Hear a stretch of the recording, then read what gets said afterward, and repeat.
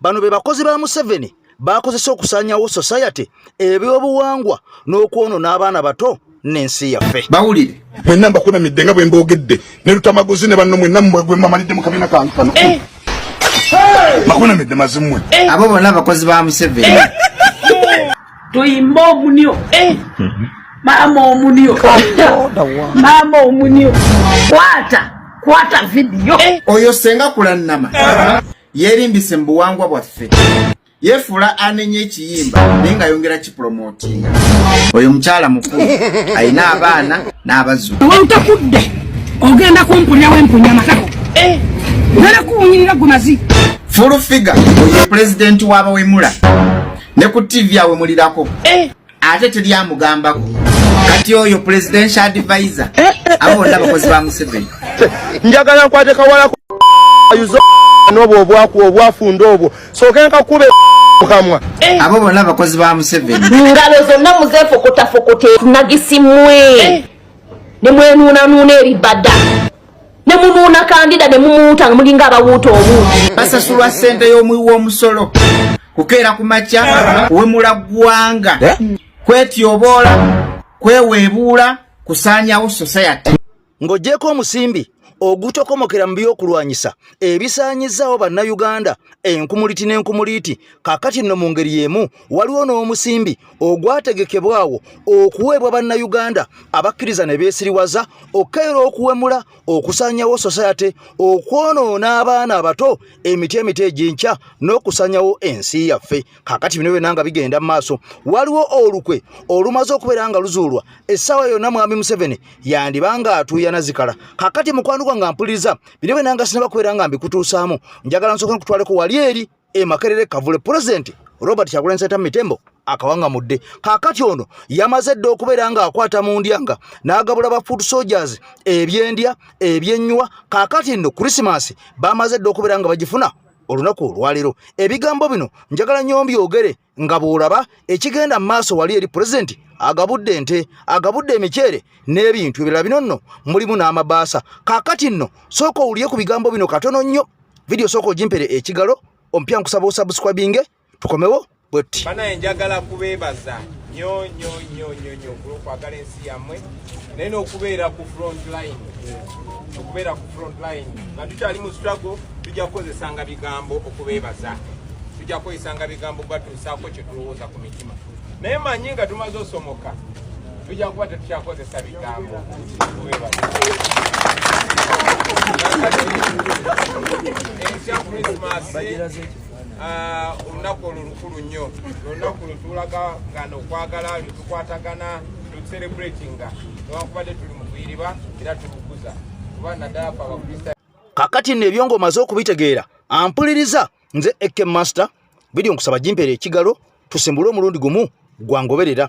Kaakati nno emmotoka zino nga bw'oziraba teziriiwo kukola taxi teziriiwo kutwala byamaguzi wabula emmotoka zino z'abasajja b'amagye era nga bw'oziraba mmotoka nnwanyi wabula zino zonna emmotoka nga bw'olaba oluseregende luno lwali lusimbye layini nga lufubutuka mu ggwanga erya Democratic Republic of Congo oba giyite Kenya. Jjukira nti eggwanga lino erya Kenya litubanja obuwumbi n'obuwumbi obw'essente oluvannyuma lwa gavumenti yaffe okugenda mu ggwanga eryo ne babbayo embaawo ne babbayo golodi ne babbayo n'ebisolo abasirikale aba UPDF. Kaakati eggwanga erya Congo ne lituwaabira mu kakiiko ak'ensi yonna. Kaakati nno omusango gwatusinga era Uganda n'ebeera nga yina okubeera nga esasula eggwanga lino olw'ebyo bye twabbayo. Kati emmotoka zino nga bw'oziraba pulezidenti w'eggwanga erya Congo ampuliriza yanaabira mu maaso amagye ga East African Community gonna oluvannyuma lw'okubeera nga yamanya nti bano ekyabatwala mu ggwanga erya Congo si kumuyambako kugoba basajja bali aba M23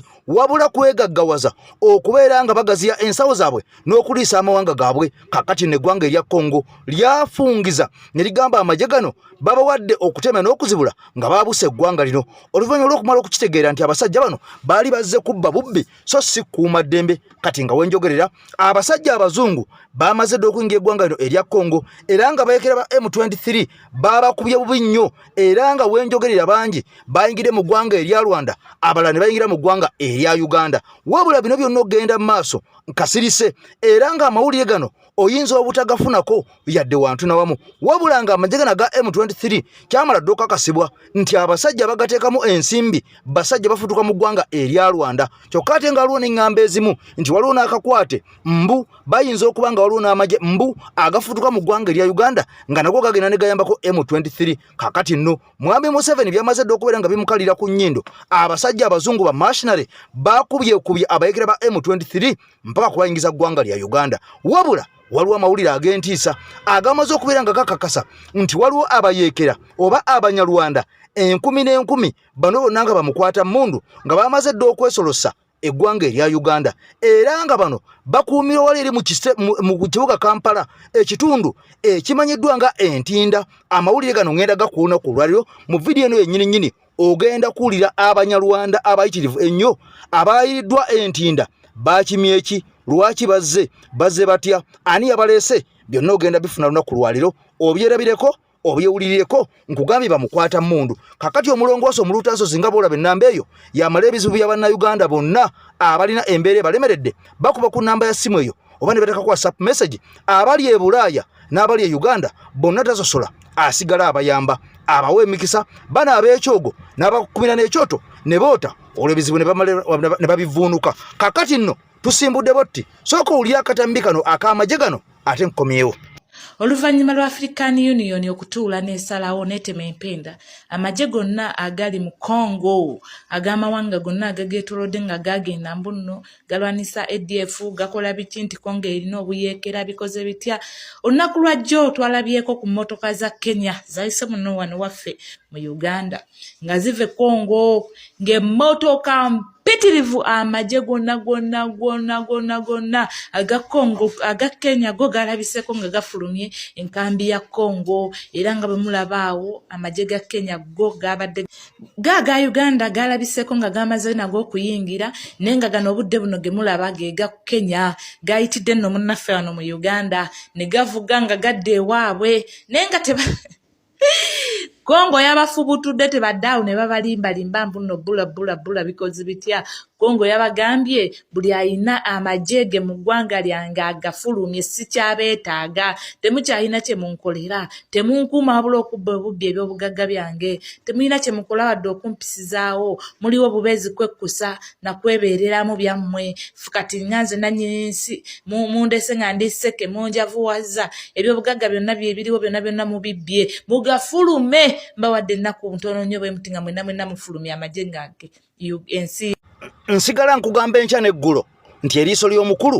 ewaddugala we walaba waliwo omusajja eyali amanyiddwa nga MP omugenzi kati Honorable Ali Haji Hussein Kyanjo era ng'ono omusajja yakiikirira mu parliament yaffe ng'asinzira Makindye West era abadda mu bigere bye Alan Sewanyana abasajja bano baatulyamu olukwe era omusajja ono ne gyali yonna emagombe tumusabira Mukama Katonda amugaziize entaana ye amusonyiwe byonna ebyamusobako teyali mu bannayuganda lukwe ono yavaayo n'ayogera ku bayimbi abaali batandise okulya ssente eza Mwami Museveni era ono yagamba mu bigambo bye nti abayimbi abawadde ekisanja kimu ekisanja ekyokubiri bagenda kubeera nga babasendesa luti nga kikere bangi ebigambo bino babibuusa amaaso era tebaagala biwa matu yadde okubiwuliriza kubanga yali abyogera baali balabanga musajja wattu obulwadde bumumaze ejjukira nti ono yaweebwa obutwa mu ggwanga erya South Africa era nga abaabumuwa baali bannayuganda okusinziira ku bigambo bye nga tannafa yagamba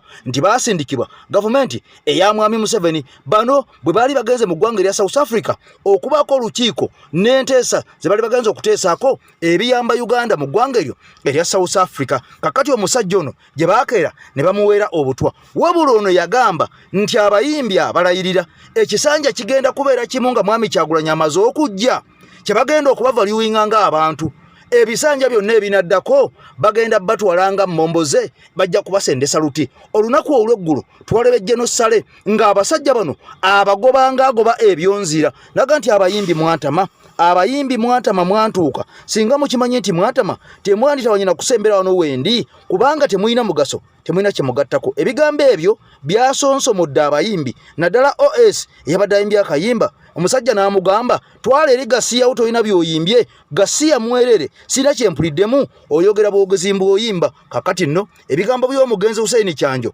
labo bituukiridde mu mbeera eyo bitambula bwe biti esa akubya akayimba nga kalungi naye omukulu amugambye genda onkoze bubi omukulu omulese n'otombuza kibuuzo ekyo naye nga agezezaako okuyimba byali bigambo bye yaliko omubaka wa parliament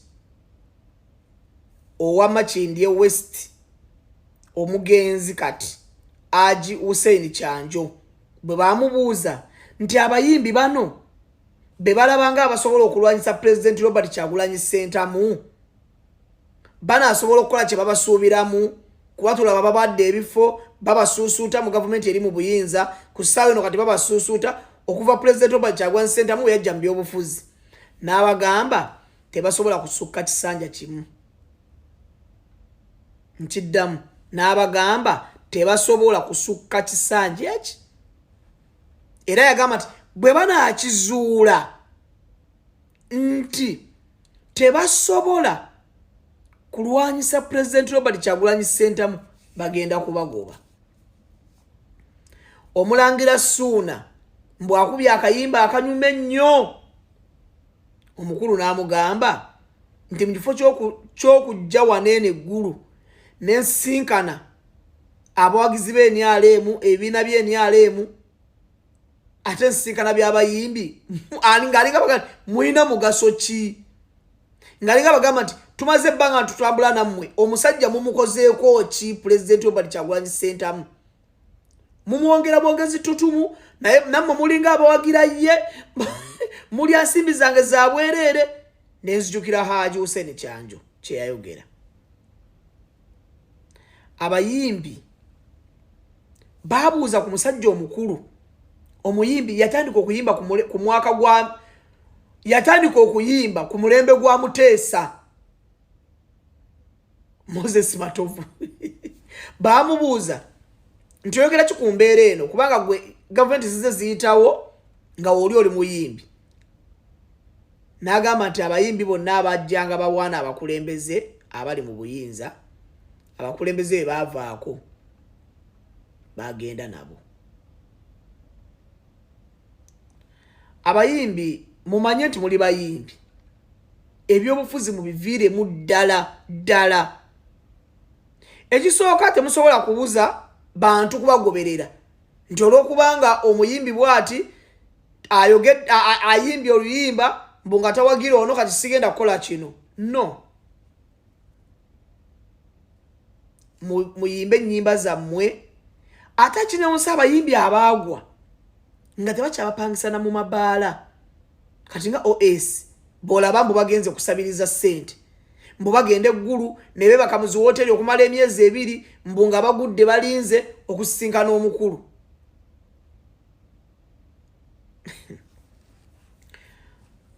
era Bukenya Media sena tebazuwa Bukenya Media ne bazuwa Bukenya Media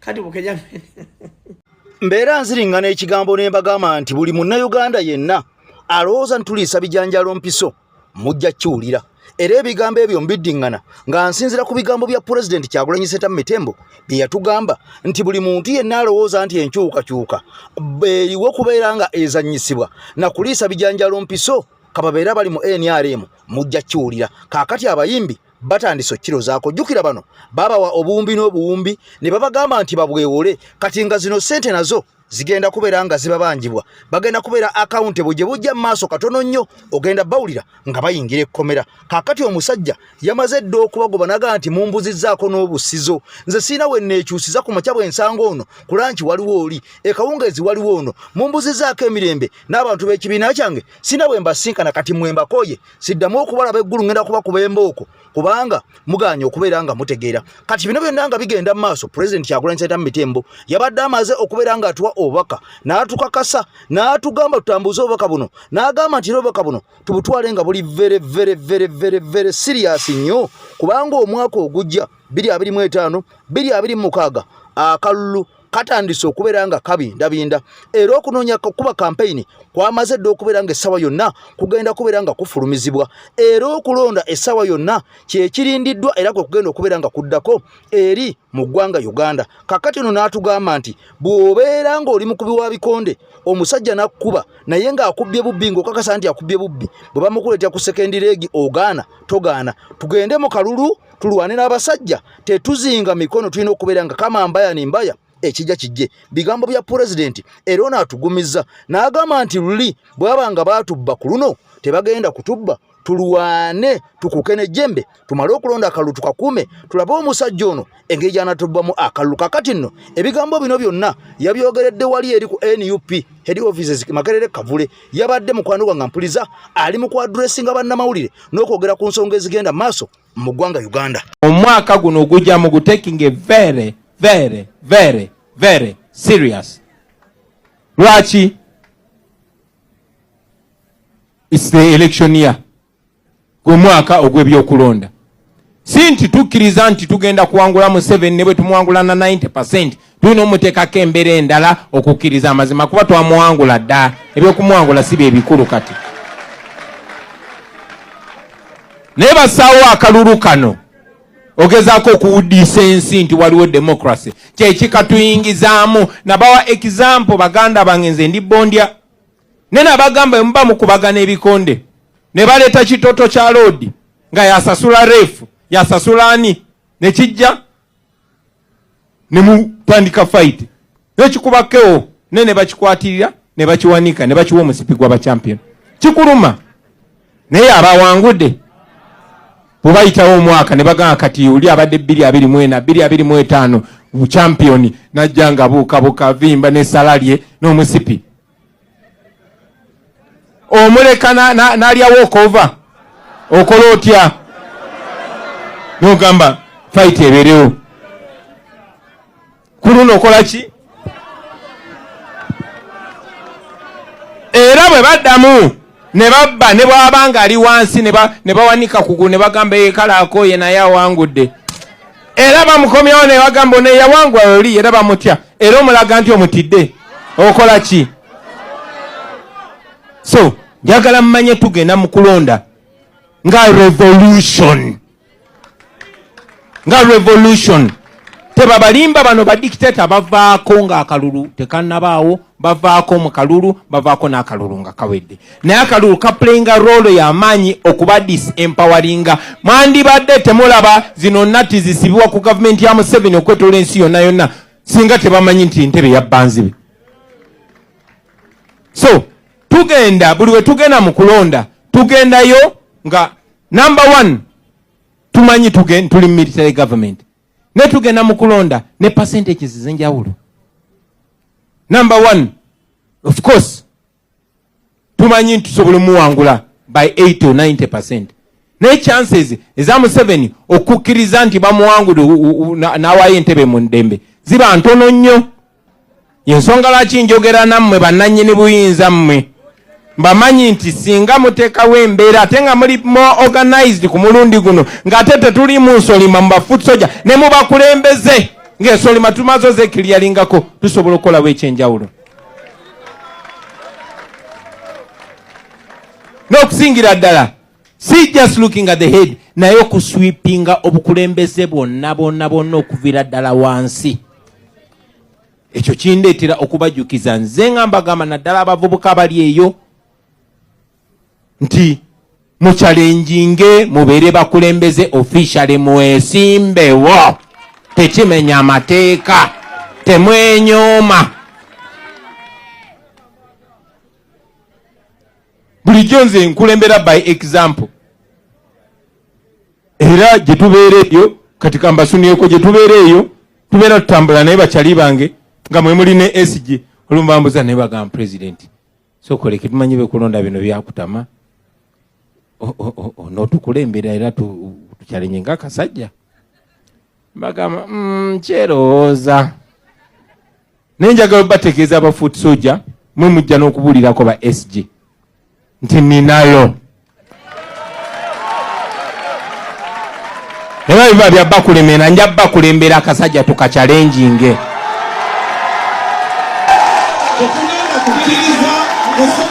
Abakatumba oye mumanya ina Bakatumba oye bayagala okujja mu NUP ayina Bakatumba oye bayagala okujja mu buli region ayina Bakatumba oye abenjawulo Museveni I'm coming for you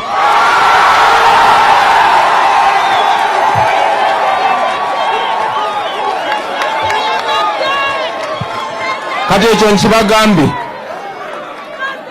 SG sikuzemu toddamu n'okimbuuzaako bafuusoja kaakati nno ebigambo bya pulezidenti ng'omaze okubeera ng'obiwulira era naawe kennyininyini nga munnayuganda alina eddembe lyo okubeera nga weerondera omukulembeze oyo yennyininyini gw'owulira gw'oyagala wadde nga 2021 bannayuganda baali bangi abaatukiramu okulonda oba okkuba akalulu ak'eggwanga Uganda bapulezidenti n'abakulembeze abalala ku mitendera egy'enjawulo wabula amawulire agaavaayo gaalaga nti wadde twalonda n'amaanyi mangi abasajja bakalulu twabawangula ne bafundikira nga bakabbye bubbi wabula kuno pulezidenti atugumizza naga nti tetusirika tetuziira tuddemu tulumbe bupya strategy mpya buli kimu kipya oba oliawo bwe kataligirya tuyinza okufuna ekisinga obulungi kaakati nno bino byonna ogenda mu maaso ampuliriza mwami Museveni naye awera agamba nti 2026 akomawo kyokka nga n'abantu bangi nnyo be twalowooza nti bannaffe mu 2021 era nga twabeesiga ne tulowooza nti bajja kubeera ku saidi yaffe nga gye bugenza okutuuka eno nga baatuvaako dda nga baatulyamu dda olukwe era nga zino ze zimu ku nsolima oba oliawo z'oyinza okubeera ng'olowooza ez'omwaka oba ezaali zibaddewo kaakati nno pulezidenti atugambye ku luno twesibe 2 oba 2 ntono tuyinza n'okwesiba 3 kubanga kitwolekedde kizito ddala wabula bino byonna nga bigenda mu maaso abantu ab'enjawulo nga bwe nakunnyonnyola bangi batandise okusomboolwa nga bayibibwa mu ggwanga lyattu erya Uganda era ng'okusingira ddala abantu bano bava mu mawanga agatwetoolodde kati waliwo amawulire agafulumye nga galaga nti waliwo 10,000 ez'Abanyarwanda eziyooleddwa ne zisangibwa mu kibuga Kampala mu kibuga Ntinda oba mu kitundu eky'Entinda kaakati nga bano omusajja atuwadde location wennyini we bali ku street kwe bali n'apartment abantu bano mwe babayiye kati nno kyannaku nnyo okubeera nga abantu nga bano batandise okusomboolwa emisana n'ekiro nga bajjibwa mu mawanga gali ne bayibwa mu nsi yaffe eya Uganda weebuuza bano bakimye ki tebamanyi Luganda tebamanyi Luzungu tebalina lulimi na lumu lwe boogera olunna Uganda oba olulimi olw'omu Uganda wabula ennimi ze boogera ziri 2 boogera Lunyarwanda nga olulimi luno lw'e Rwanda n'Olufalansa oluva mu ggwanga erya Bufalansa kaakati ensi ne yeebuuza bano bakimye eki ebigambo bino okubikakasa n'okumanya nti bituufu ulira direction ze nnyini abasajja ku address kwe bali ogendeyo bw'otabasangayo olowooze nti bino byakulimba nfunye report y'abantu abatategerekeka bulungi Abanyarwanda abatamanyi lulimi lwonna okujjako Olunyarwanda n'Olufalansa babayiwa mu bitundu oba babayiye mu bitundu by'Entinda bali mu Ntinda awo bayitirivu nnyo waliwo oluguudo baluyita Kimera Road waliwo apartment bagiyita Duo apartment ejjuddeko Abanyarwanda boogera Lufalansa na Lunyarwanda lwokka tebatambula bali mu apartment so mwe simanyi ba LC chairman simanyi ba chiba LC biki simanyi ab'obukiiko Abanyarwanda abali awo mumanyi ekyabaleeseewo so mwegendereze ab'ebitundu tebalina kye bamanyi tebamanyi Luzungu tebamanyi Luganda tebakola ki balina omusimbi tebatambula bali mu apartment boogera Lufalansa na Lunyarwanda lwokka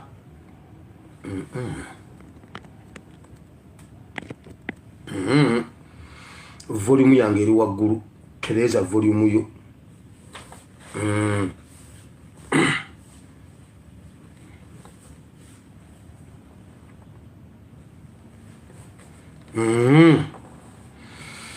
nkugambye apartment bagiyita Duo apartment Ntinda esangibwa ku luguudo lwe bayita Kimera Road mugendeeyo mulabe bwe mutasangawo abantu abo bwe mutabasangawo nga mugamba mbalimba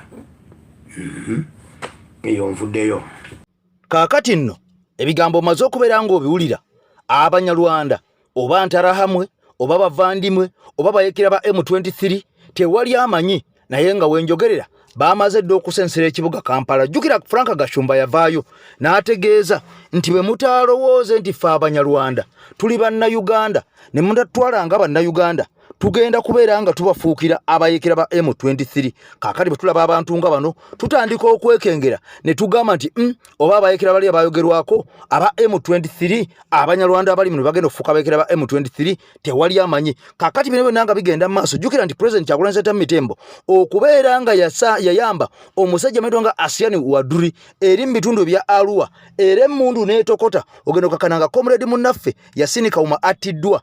President Kyagulanyi Ssentamu Mitembo ne bamusaka emisango gy'emmundu empaatiike. Jukira nti ono bamutwala mu kooti masho oba kooti y'amagye era ne mu kampeyini yaweeba myezi 2 gyokka okubeera nga akampeyinga okubeera nga ayitamu okufuuka president. Abasajja banyigiriza ne bava mu kunyigiriza ne babeera nga mukwano gwange bamuleeta n'omusayi. Kati ebigambo ebyo lwaki mbireese? Ensonga lwaki mbireese? Ensonga yeeno. Kyenayagadde okugamba nti tukyali kizibu nga kulowooza nti omuntu asobola okukola national campaign. Kyagulanyi bamuwa emyezi 2 ng'aliko military bombardment, military artillery, both armory and infirmary. Otegezeza ki? Byonna nga biri kuye. Ate bamukwatira ku mazzi. Bamalinyi gali magye. In an election oyo oyinza okumwogerako naye ng'ate abasambi basamba nabo abamu basasule. Kyova olaba tulina okumwetondera ennyo n'okwetegereza ennyo butya bwe tuyingira 2026 nga tumuzza mu kalulu. Kuba toyinza kunze wayiswa toyinza kunkakasa wallahi billahi talahi ku bulamu bw'abaana bange nti mpuuga mu kalulu ako yayitakwatanga ku ssente agondiga kuwa lulala.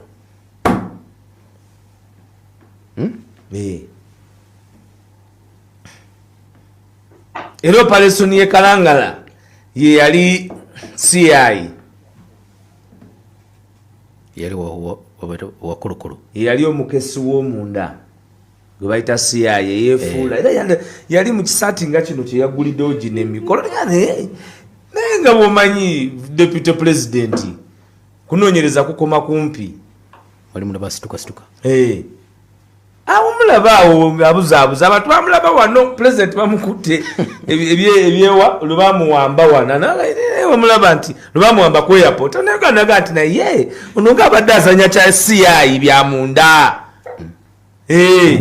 CI kabisa mujja kukyawa omusajja oyo lwemulimanya kuba bingi ebimu tetuli byogera naye ate Mukama agenda ku kyaki ng'aliwaayo ebya kyaki ab'ebyobufuzi ng'abawaayo mwena agenda bawa kubanga wonna yeetooloddewo the politics of trickery and treachery.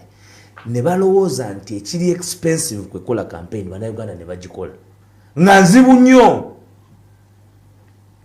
Embaale president emmotoka ye teyatuuka bagisuulamu asiimwe afanda asiimwe yagisuulamu asiimwe alina bw'ayita General Yoweri Kaguta Museveni kubanga operation y'embaale yalimu asiimwe yalimu on operations yani aliko kati Mwesigwa afande Mwesigwa.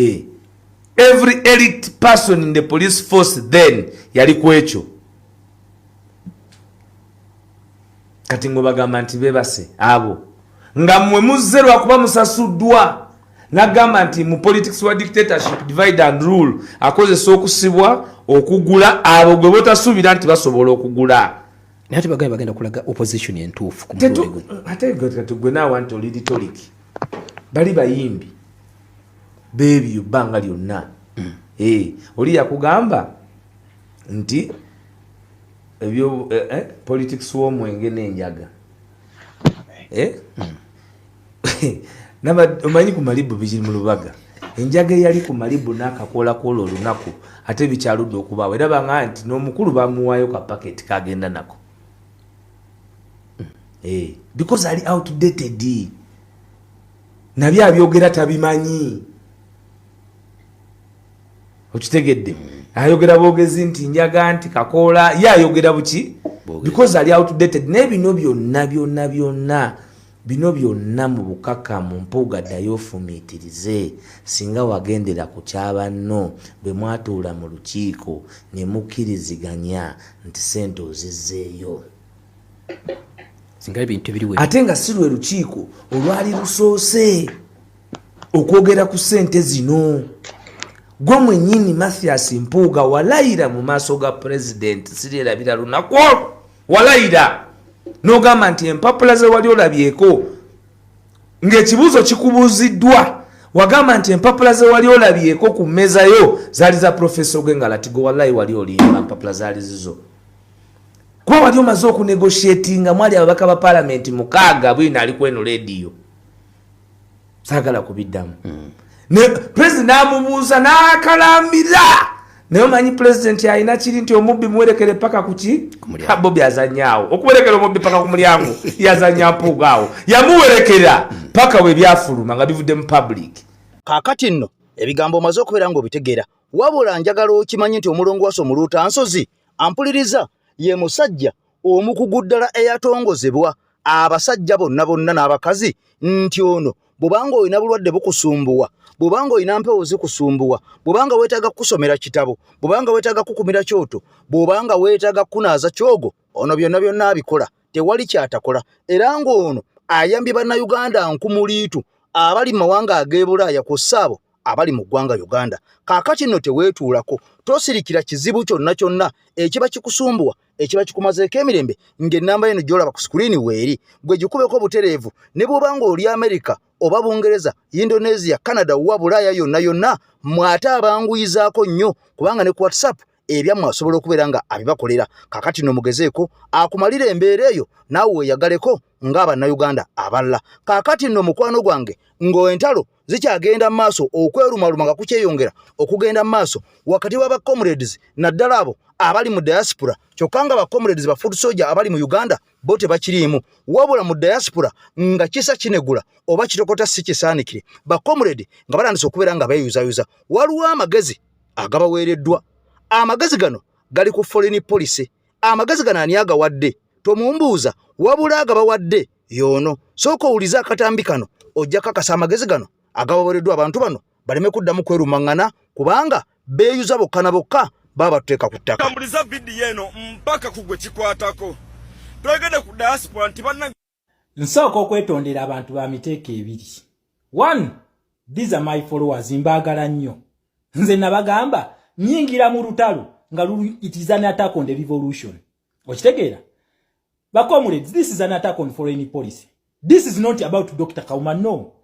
Museveni ali mukuwana ekintu kye bayita colonialism mu kibalaze. Muhoozi ali mukuwanyisa colonialism mu kibalaze. Eno gurupu eli mukuwanyisa Dr. Kauma, the head of our foreign policy. Nabagamba bino byemba bulya tebisobola kubeerawo senga diaspora eyo teriiwo kuba yekonkona ku office zino okulaba nti ebyo twagala bituukirya. Tulina hashtag gye tubadde tutambuza bagiyita Museveni and Kagame at the Rio M23 hashtag mubirabe bigenda maaso mu Congo. Lwaki? We have a strong diaspora led by Dr. Kauma. Kati nze wano ku app eno basinawo mugaso nga Dr. Kauma akubiddwa. The answer is no. I defend my leader to the last. Paka nga NUP amazo mu denouncing. Naye these idiots no. Omuteeko gwokubiri ye SWAT team. Bananga abana ba SWAT mbaagala nnyo. You are my family. That was a fake battle.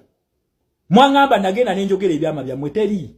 Naye tulina teeke mu lutawo luno mu revolution egamba bring friends close but bring enemies closer. Ndi wona sembeze nnyo omulabewo ogenda kumanyanya amuli emabega. Okitegeera nabagamba one day mujja tegeera kyenkola. This that and the day is today. Njagala mbalage ekintu kimu. Abaami bano mubalaba amaanyi ge bakozesa nti bote bajjamu baba kutto omuntu n'owabeera leader. Which force is behind this? Mbadde mbasaba mwena abalwanyisa akabinja kano inbox me please. Let us go for the invisible hand eri emabega g'abaana abantu. Tujijjeyo exposing bana basiru mugenda kubalaba nga baweddemu amaanyi. Ono Sadamani n'omubuuza what is SST tasobola kukikubuulira naye gwe weebuuze lwaki akozesa amaanyi mangi. Kiseka yakoma mu P4 teyalaba ku lupapula lwa white olwa Piero E teyalulabako. Okitegeera ne weebuuze lwaki akozesa amaanyi mangi mweno struggle is the invisible hand behind him. Dr. Kauma nkusaba nywa chai. Nywa chai then one day you will say thank you Shama. kankujiro enemy wo omutuufu ali mukulwanyisa kambajireyo omuntu omutuufu ali emabega g'abaana abantu mbagambye when you bring your enemies closer omanya ki these guys are just fools okwata otya invisible hand yo n'ogigira omuntu after one year ng'ompalana mbu over the day olunaku lumu over certain mbw'ojja otandike mbu tufuuke bakyali olowooza nze ndi musiru Julius, this is the last warning. Nchidami. Julius, mark my words. Boba kuita Uncle Julius. Now I'm going to call you a fool Julius. A fool with double O. Jentegeza. Echintu cholwana tochimanyi. Wobango yagala wa diaspora leader. Owangalia mugwangala ya USA. Kankolodeko ku Julius ne jobera. Otegere chentegeza. The next time wenzira. Ngenda kutekako full phase. Yenze vice chairman wa SWAT. Wenumba omanya SWAT ejja. Okitegera? Naye nondese warning. If you don't tell your idiots to stop, Julius ngenda kutekako full phase nkulayirira. Boba kuita Uncle Julius, nze ngenda kuita full Julius kwa byokola bya kisiru. Gwe aliye mabega g'okulwanyisa Dr. Kawuma, ng'opika Uma Lutiseka ne kana akabinja kano. Okitegera? Gwe ali mu bapika. Oyina ekintu ky'okola bakita underground recruitment ky'oli mukola. Naye ng'orecruitinga abaana abalina numbers n'abali loyal to the cause. Nganze Shama. Ene simu togimanyi? Ogimanyi. Siwe kiri? Twamala essaawa mmeka? Almost 3.5 hours. Nga tuli kwene simu. Togimanyi? Kiseka na kublocking ngenda kukuza omwezi 13. Siwe kiri? Prove. Okitegera? Wenzija nonno ngenda kujja kati ne wino w'omutembeeyi. Nkugambye ebifaananyi byombiina n'erinnya lye eryokubiri ndimanyi. Okitegera? Naye nkugambye ndeese warning. Muve ku Dr. Kawuma. Njagala basirumwe mu improving eti Dr. Kawuma yatadde audios ezo. Munyawanda wa Bobby yagambye yatadde audios ezo. But because you have Julius behind yo kuba wagawaga. Yensonga laki mulowooza nti muli b'amaanyi. Julius ngenda kuteekako phase nga sisemberedde bino biyenje kuba Kiseka kiyenje ono Sadaman giri akiyenje. Okitegera? Waliwo emito gye mutasobola convincinga ng'ogwange. I cannot be convinced by an idiot. Never. Because Kiseka is an idiot. Yasooka okujja mbwa convincinge Shama mu foreign police giveeko simanyi foreign police tegenda tugasa biki nangamba luno kati bana basiru bayiyani. Then n'amalanga alemeddwa n'aleeta Julius. Julius, I have everything. Ate byenjogerako bimanyi. Okitegera? Ne Julius, stop being a hypocrite. You are working behind Kiseka. Kiseka is working behind these fools. Okitegera? Julius ngenda kukuba. Ngenda kusabula. Ngenda genda beya nako nawe. Male nkuletere SWAT. Ngenda kufukira ekiroto ekyentiisa. Nze nabagamba fa abantu abamu mweno revolution. Twajjanga tutazaafiya. Twatalabulamu ekijja kijje. Ate tetulina kye tutya. Okitegera? Julius gwali mu kuwaga Kiseka. Ne Julius nkulayirira. Igwe Julius igwe. Ogenda kutya. This is not a family thing this. Right? Tono bino bibana fe babifiiriddemu. Okute buno bino idiot bineno. Chineswago kijiwukide tekimanyi na tia gas canister weruma ekyo. Tekiba kikubanga kona kutia gas ekyo. Bine bisiru bino. Mwasaba Dr. Kawuma. Mumanyi foreign police wekola. Omutomanyi na what is SST. Ne osaba foreign police bwegala accountability. Are you a fool? Mutwaja ne tugamba musimanyi waliyo mu diaspora. Ebya kisiru bya just mwe konvi mwe basiru. Ne ate mwe convincinga nti ate obusiru wa muso bwo justifyinga. Wababa kugamba banga toina evidence togera ku muntu. Wabaka kasanti diaspora leadership ezemu enkwezenge. Mukuwe ku meza. Totugamba Dr. Kawuma has to defend the diaspora because is the leader of the diaspora. Okitegera? Yensonga lwaki yavaayo. Mulwaki mulowooza nti muli bakitalo nyo mugenda kukwata buli muntu mugira accountable. Agamanyi Julius gaba wadde alimba. Waliyo timu gye bayita SWAT nga teyagala kumanya. Julius ngenda kuteekako phase ya SWAT. Nakugambye sigenda kulwana na biyenje byo. Na bigano majiga biyenje. Ngenda kulwana nawe invisible hand yaabwe. Julius ngenda kusabula otava ku Dr. Kawuma. Ngenda kusabula ngukwase ne SWAT ekuwemuko. Kwa mula ikamulooza mwali musobole kunconvincinga obwongo. Nze obwongo bwange bukonvincingiwa.